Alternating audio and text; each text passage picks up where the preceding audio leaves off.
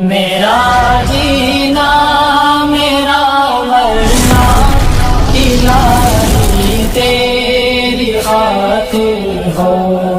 أعوذ بالله من الشيطان الرجيم. بسم الله الرحمن الرحيم. فلعلك تارك بعض ما يوحى إليك وضائق به صدرك أن يقولوا لولا أنزل عليه كنز أو جاء معه ملك إنما أنت نذير والله على كل شيء وكيل أم يقولون افتراه قل فأتوا بعشر سور مثله مفتريات وادعوا من استطعتم من دون الله إن كنتم صادقين فإن لم يستجيبوا لكم فاعلموا أنما أنزل بعلم الله وأن لا إله إلا هو فهل أنتم مسلمون.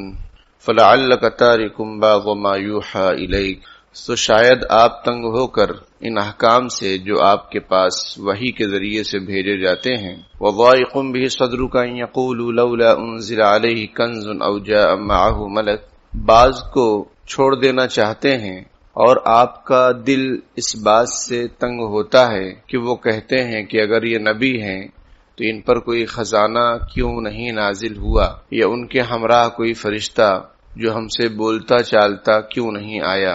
انما انت نذیر، آپ تو بس کفار کو ڈرانے والے ہیں. واللہ علی کل شیء وکیل، اور پورا اختیار رکھنے والا ہر شے پر تو اللہ ہی ہے.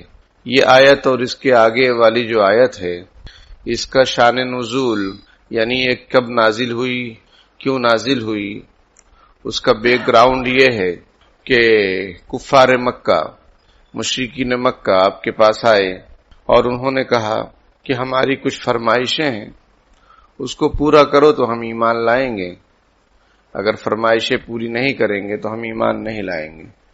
پہلی فرمائش یہ کہ یہ جو قرآن ہے اس میں ہمارے معبودوں کی برائی بیان کی گئی ہے، اس لیے اس کو ذرا چینج کرو، دوسرا قرآن لاؤ تو ہم اس پر ایمان لائیں گے، آپ پر بھی ایمان لائیں گے. اور دوسرا مطالبہ ان کا یہ تھا، آپ نبی ہیں تو آپ پر کوئی خزانہ نازل ہونا چاہیے، آپ کے پاس روپیہ پیسہ بہت ہونا چاہیے تاکہ آپ ہم کو بھی دو، آپ کے ساتھ کوئی فرشتہ بھی ہونا چاہیے جو بتائے کہ آپ نبی ہیں، لوگوں کے سامنے وہ سب کو بتاتا رہے کہ بھائی یہ نبی ہیں، ان پر ایمان لاؤ. اگر ایسا کچھ آپ ہمارا مطالبہ پورا کرتے ہیں تو ہم ایمان لائیں گے.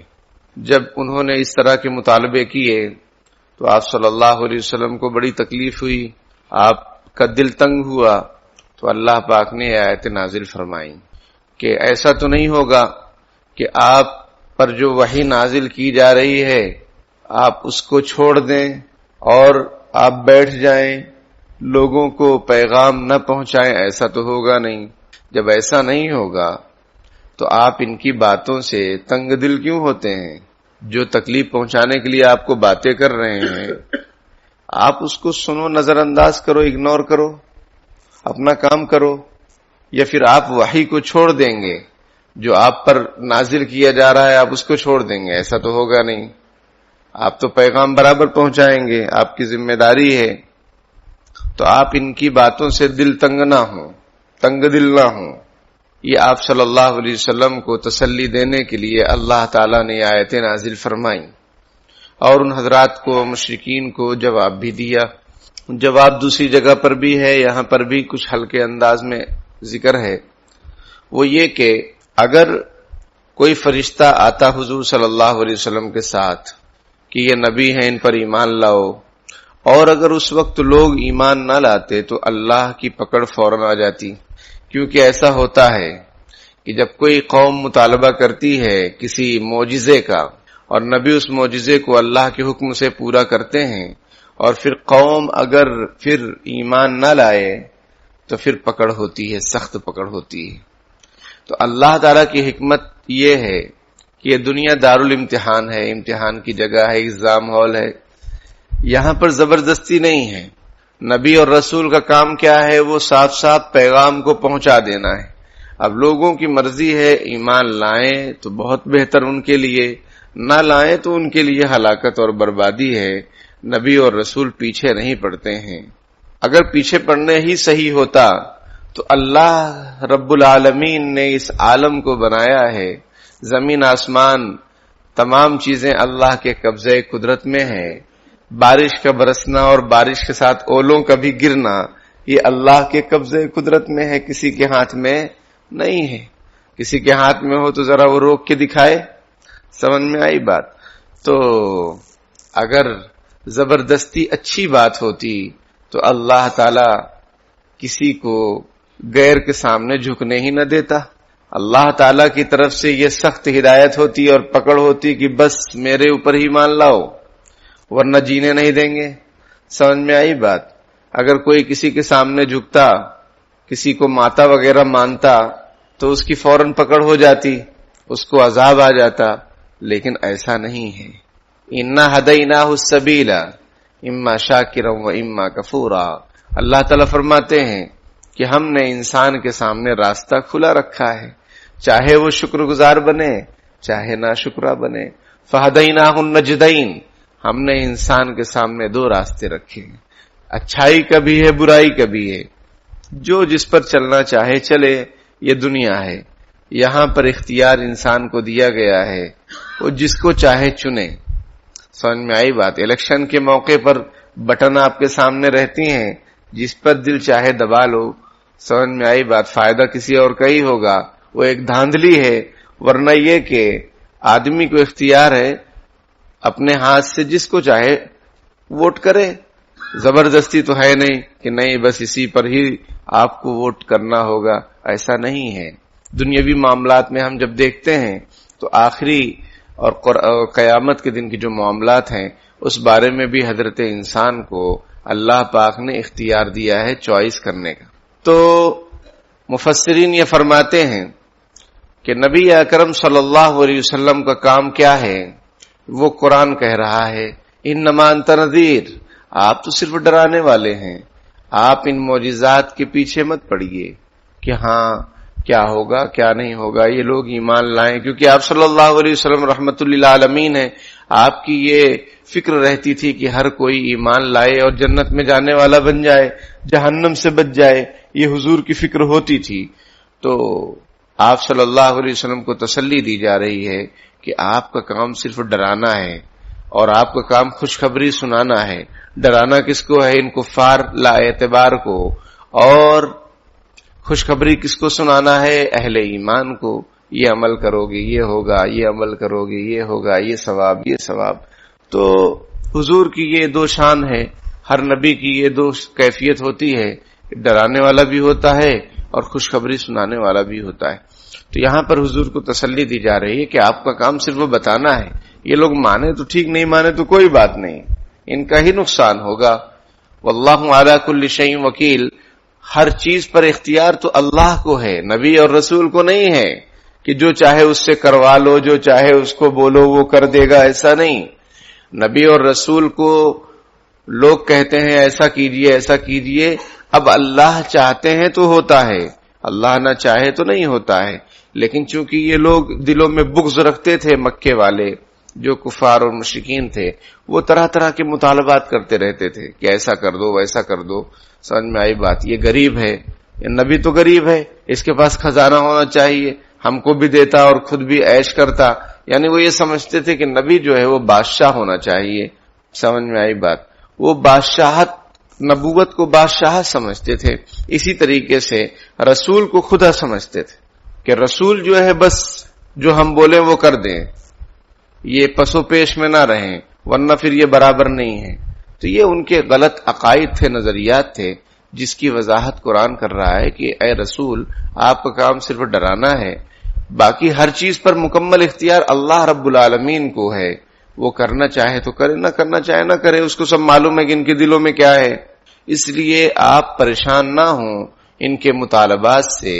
اگر مطالبہ پورا بھی کر دیں گے تو بھی یہ ایمان لانے والے نہیں. ایسا بھی ہے دوسری جگہ قرآن پاک میں کہ اے رسول یہ آپ سے ایسی ایسی باتیں کہلواتے ہیں اور مطالبہ کرتے ہیں، اگر آپ پورا کر دیں گے تو بھی یہ ایمان نہیں لائیں گے. یہ تو صرف ایک ان کے دلوں میں بغض ہے، اسی کو وہ ظاہر کرتے رہتے ہیں اپنی باتوں سے.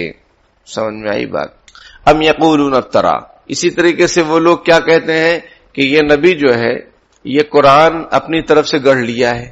وہ یہ کہتے تھے مشرکین مکہ کہ یہ قرآن اللہ کا کلام نہیں ہے، یہ قرآن جو ہے انہوں نے خود بنا لیا ہے، یہ جادو ہے، یہ شاعر ہیں وغیرہ وغیرہ. اللہ تعالیٰ فرماتے ہیں ان سے کہو کہ اگر میں نے قرآن بنا لیا تو میں انسان ہوں، تم بھی انسان ہو، تو تم ایک کام کرو، قل فأتوا بعشر سور مثلہ مفتریات، کہ تم بھی 10 صورتیں لے کر آؤ. قرآن میں 114 صورتیں ہیں. قرآن یہ چیلنج کر رہا ہے، اللہ تعالیٰ کی طرف سے یہ دعویٰ کیا جا رہا ہے کہ تم لوگ 10 صورتیں بنا کر لاؤ. وَادْعُوا مَنِ اسْتَطَعْتُم مِّن دُونِ اللَّهِ إِن كُنتُمْ صَادِقِينَ، اور خدا کے علاوہ جس کو چاہے بلا لو، اللہ کے علاوہ جس کو چاہے بلا لو، مدد لے لو ان سے، اور 10 صورتیں پیش کرو. کیونکہ اگر انسان کا کلام ہے تو انسان کا بنانا مشکل نہیں. ایک انسان بنا سکتا ہے، دوسرا انسان بھی بنا سکتا ہے. جب بنا سکتا ہے تو بنا کر لاؤ 10 صورتیں. پہلے پارے میں ہے وَإِن كُنتُمْ فِي رَيْبٍ مِّمَّا نَزَّلْنَا عَلَىٰ عَبْدِنَا فَأْتُوا بِسُورَةٍ مِّن مِّثْلِهِ، اگر تم شک میں ہو اس کلام کی طرف سے جو ہم نے اپنے بندے پر نازل کیا ہے تو تم ایک صورت لے کر آؤ. یہاں 10 صورتیں کا حکم ہے، وہاں ایک صورت کا حکم ہے. یعنی ان کی عاجزی اور بے کسی کو اللہ تعالیٰ ظاہر فرما رہے ہیں کہ تم 10 صورتیں نہیں بنا پا رہے تو ایک صورت ہی بنا دو. اگر قرآن انسان کا کلام ہے تو 10 صورتیں بناؤ، 10 صورتیں نہیں تو ایک صورت لاؤ. تو کچھ بھی نہیں بنا سکے وہ. القاریہ ما القاریہ وما ادراک ما القاریہ، اس میں قیامت کا ذکر ہے کہ وہ کھڑکھڑانے والی چیز کیا ہے. قیامت کا جب ہنگامہ برپا ہوگا تو اس طریقے سے آوازیں آئیں گی کہ آدمی کے کان اس کو برداشت نہیں کر سکیں گے. اس کا ذکر ہے تو ان لوگوں نے اس کو میچ کرتے ہوئے الفیل و ملفیل و ما ادراک ملفیل بنائے کہ ہاتھی، اور آپ کو معلوم ہے ہاتھی کیا ہے، سب کو معلوم ہے ہاتھی کیا ہے. تو انہوں نے اس طریقے سے آیت بنائی قرآن کی جو کہ آدمی سنے تو اس کو ہنسی آئے کہ یہ کیا ہے بھائی، ہاتھی کے بارے میں کہاں پیچھے پڑ گئے. سمجھ میں آئی بات. القاریۃ ما القاریہ کی جگہ الفیل و ملفیل و ما ادراک ملفیل. تو ہاتھی میں کیا رکھا ہے جو ہاتھی کے بارے میں پوچھ رہے ہیں؟ اور اگر کچھ رکھا ہے تو جا کے پتہ کر لو. اس کو قرآن سے جوڑ رہے ہیں. اتنا جو ہے عاجزی ان کے اندر آ گئی تھی، لیکن پھر بھی وہ ایمان جن کو لانا تھا وہ تو لائے، لیکن جن کے دلوں میں بیماریاں تھی، بغض تھا، نفرت تھی، تو وہ ایمان نہیں لائے. اللہ تعالیٰ فرماتے ہیں کہ آپ پر یہ جو ہے جھوٹا الزام لگا رہے ہیں، آپ کہہ دیجئے کہ 10 صورتیں لے کر آؤ، اللہ کے علاوہ جس کو چاہے بلا لاؤ، جس کو چاہے بلا لو. بلکہ قرآن میں 15ویں پارے میں ہے کہ آسمان اور زمین میں جو بھی ہیں، جنات وغیرہ جو کوئی بھی ہیں، سب کو جمع کر لو اللہ کے علاوہ اور قرآن بنا کے دکھاؤ. کوئی سورت بنا کر دکھاؤ، کوئی آیت بنا کر دکھاؤ، کوئی بنا نہیں سکے. اور آپ کو معلوم ہونا چاہیے کہ عرب شاعر تھے، بہت بڑے شعراء تھے اس میں، اور عربی زبان میں قرآن نازل ہوا اور عربی زبان میں ان کو بڑی مہارت تھی، لیکن پھر بھی وہ بے کس اور بے بس ہو گئے، کوئی قرآن کی آیت نہیں بنا سکے. اللہ تعالیٰ آگے فرماتے ہیں فَإِن لَّمْ يَسْتَجِيبُوا لَكُمْ فَاعْلَمُوا أَنَّمَا أُنزِلَ بِعِلْمِ اللَّهِ. پھر یہ کفار اگر تم لوگوں کا کہنا نہ کر سکیں تو تم ان سے کہہ دو کہ یقین کر لو کہ یہ قرآن اللہ کے علم سے نازل ہوا ہے اور اللہ کے سوا کوئی معبود نہیں ہے. فَهَلْ أَنْتُمْ مُسْلِمُونَ، کیا تم اب بھی ایمان لاؤ گے یا پھر غفلت میں ہی پڑے رہو گے؟ یہ قرآن کی طرف سے ان کو کہا جا رہا ہے. پہلے پارے میں بھی ہے وَإِن كُنتُمْ فِي رَيْبٍ مِّمَّا نَزَّلْنَا عَلَىٰ عَبْدِنَا فَأْتُوا بِسُورَةٍ مِّن مِّثْلِهِ فَإِن لَّمْ تَفْعَلُوا وَلَن تَفْعَلُوا فَاتَّقُوا النَّارَ الَّتِي وَقُودُهَا النَّاسُ وَالْحِجَارَةُ. پھر اگر تم نہ کر سکے، قرآن میں فَإِن لَّمْ تَفْعَلُوا، اور اگر تم ایک صورت نہیں بنا سکے، وَلَن تَفْعَلُوا، اور ہرگز نہیں بنا سکو گے، تو فَاتَّقُوا النَّارَ الَّتِي وَقُودُهَا النَّاسُ وَالْحِجَارَةُ، اس آگ سے ڈرو جس کا ایندھن لوگ اور پتھر ہوں گے. لوگوں سے بھڑکے گی، وہ لکڑی سے نہیں جلے گی، لوگوں سے جلے گی اور پتھروں سے جلے گی، بھڑکے گی. اعدت للکافرین، جو غیر ایمان والوں کے لیے تیار کی گئی ہے. یہ قرآن میں پہلے پارے میں یہاں پر بھی یہی سمجھایا جا رہا ہے کہ اگر تمہاری بات نہیں مان سکے، 10 صورتیں نہیں لا سکے تو ان کو بتلاؤ، سمجھاؤ کہ یہ قرآن اللہ نے نازل کیا ہے، اس کے علاوہ کوئی معبود نہیں ہے، اس کے علاوہ کوئی خالق اور مالک نہیں ہے، کوئی بادشاہ نہیں ہے، اللہ اللہ ہے۔ فَهَلْ أَنْتُمْ مُسْلِمُونَ، اب کیا تم اسلام قبول کرتے ہو یا نہیں کرتے ہو؟ اگر کرتے ہو تو تمہارا فائدہ ہے، اور اگر نہیں کرتے ہو، غفلت میں پڑے رہو گے تو بہت نقصان اٹھاؤ گے۔ اللہ پاک عمل کی توفیق عطا فرمائے۔ آمین وآخر دعوانا الحمدللہ رب العالمین۔